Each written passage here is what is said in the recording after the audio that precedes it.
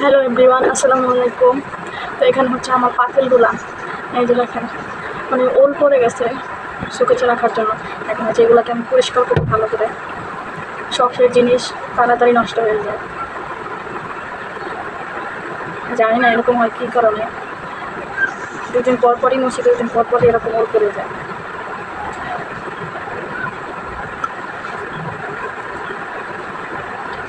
তো আপনারা সবাই প্লিজ আমাকে একটু সাপোর্ট করবেন আর আমার চ্যানেলটা একটু সাবস্ক্রাইব করে দেবেন। যাদের সাপোর্ট লাগবে তারা অবশ্যই কমেন্ট করে জানাবেন।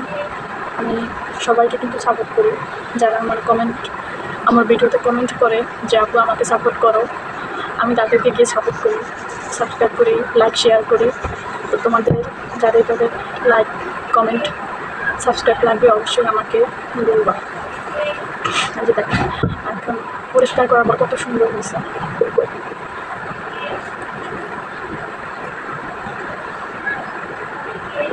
এখানে হচ্ছে একটা আরও আছে, এই একটা, এটা একবার পুরো নষ্ট হয়ে গেছে, পাতিলটা বেশি নষ্ট হয়েছে।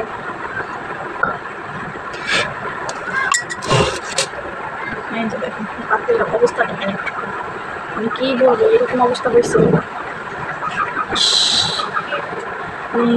ভিডিওতে তো ভালো দেখা যাচ্ছে না,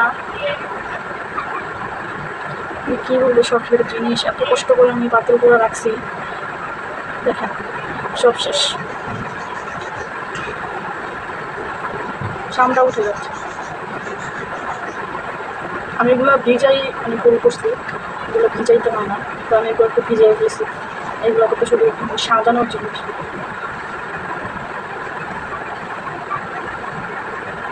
আমার মধ্যে এরকম ভুল আর কেউ করবেন না কখনো। দেখেন কী অবস্থা করছি।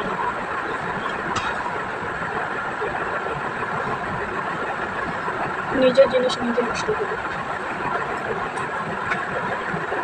এগুলোকে যদি রং করা যেত কোনোভাবে, তাহলে আমি রং করতে পারতাম। আমার কাছে রং আছে, কিন্তু ওটা বেশি একটা ভালো নষ্ট।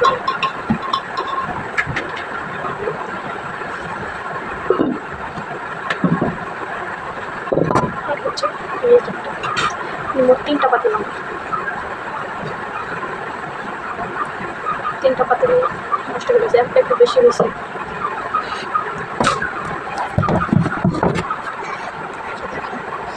এটার অবস্থা।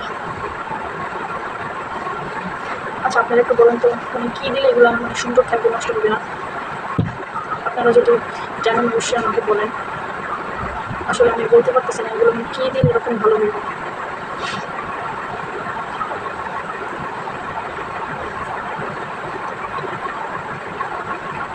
তেল দিলে যদি নষ্ট হয়ে যায়।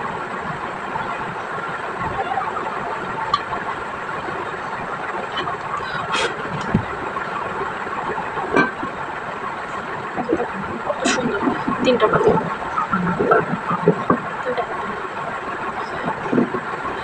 তো সবাই ভালো থাকবেন, সুস্থ থাকবেন। আল্লাহ হাফেজ।